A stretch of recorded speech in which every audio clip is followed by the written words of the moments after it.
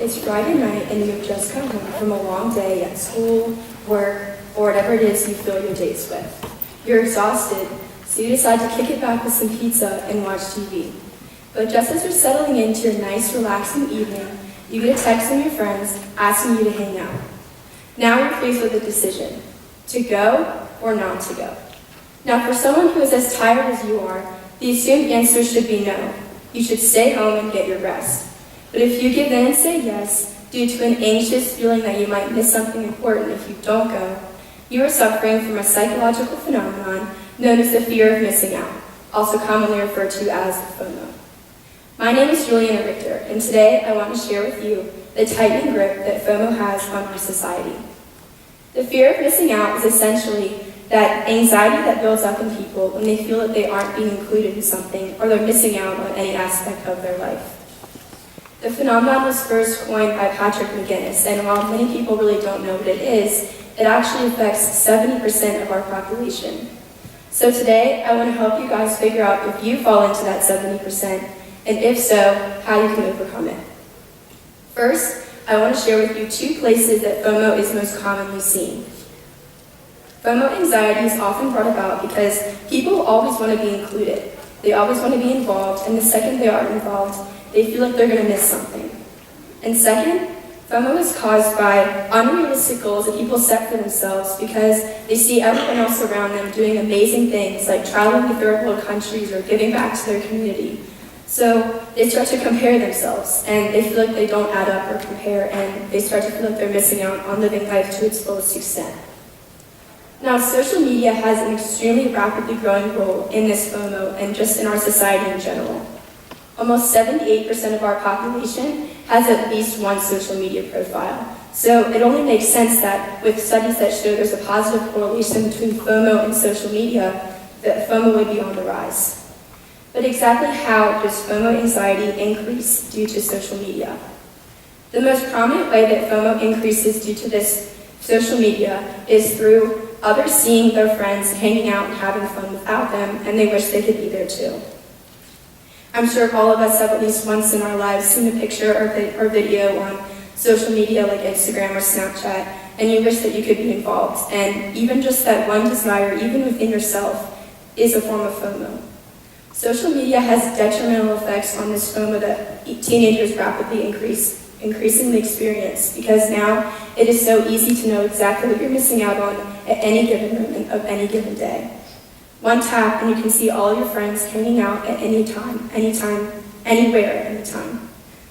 It isn't hard for someone to go on and see themselves missing out, and they start to feel like they're missing out or that they're jealous. So even just a decade ago, social media didn't have such a role in our society and the social dynamics that are really common today, so FOMO wasn't as prevalent. But now it's that addiction that our generation has to posting that the FOMO is on the rise. On top of that fact, social media also creates FOMO in another way. So when someone scrolls through their Instagram feed, which reported to have over 200 million active users, they see perfectly edited, perfectly timed, and perfectly posed photos. And when someone sees someone doing amazing things with their lives, obviously they're going to start comparing themselves. They start asking themselves why they're not like this person, or why their life isn't as cool, and they ask themselves if they're missing out on truly living. It's because this generation has become so addicted to worshiping those symbols. They worship the videos and the posts and the pictures, and it's no longer an issue if someone looks great on social media but feels terrible in person, because people have a rapidly rising increasing of pressure to keep up and not miss out, that they're only valuing what they look like on the media. FOMO has created a never-ending loop within our society of everyone trying to outdo each other, and that's making people miss out on really living. It's creating a false perception of life, and it has created a culture of lying. Now, some people might argue that FOMO hasn't created a culture of lying because it's not brought about by lies, but they say there's visual proof of people doing amazing things on their social media. But while there's visual representation of people doing great things, it's actually not real. It's not natural. People always are going to post their best on social media, their funniest Snapchat stories or their prettiest pictures. But nearly 8 in 10 people believe that social media is just becoming a place where people can just brag about who they are. So if social media has just become a place where people can brag, why wouldn't they post a picture that they look the best in? On top of that, 68% of users claim that they edit and pose their pictures before they post it online. That's made so easy due to Photoshop and editing apps like Visco. And it's important to remember that the people we worship online actually are using the same enhancements that we use. And it's really important also to remember that they wouldn't post a picture of themselves crying or stressed out. And you have to ask yourself, well, would I post my worst? And the obvious answer probably would be no.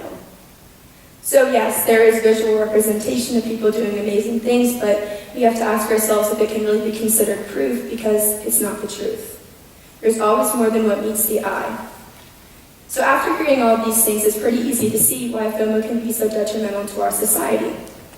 Let's go back to the scenario I gave you at first. That scenario is very common, and it really highlights the fact that people give in and do things that they really don't want to do, just because they have a fear that they might miss something important. FOMO causes us to lose track of our own lives because we are so caught up in keeping up with everyone else's. It's a rare occasion that people do something and make a decision that's only for the benefit of them. And that's honestly so scary, because there's nothing wrong with making a decision that puts your own needs first every once in a while. I myself am guilty of this too, and I think we all need to take a step back and realize that if we're in a bad mood, we should be able to take some time for ourselves. But the fear of missing out makes it incredibly hard for us to make that decision that just benefits us. People are getting so wrapped up in trying to achieve a life that they think they should be living, that their own life is actually passing them by. In the 1970s, John Lennon said that life is what happens while we're too busy making other plans. And now here we are in 2017, and we still haven't grasped that idea. That is why we need to overcome our FOMO.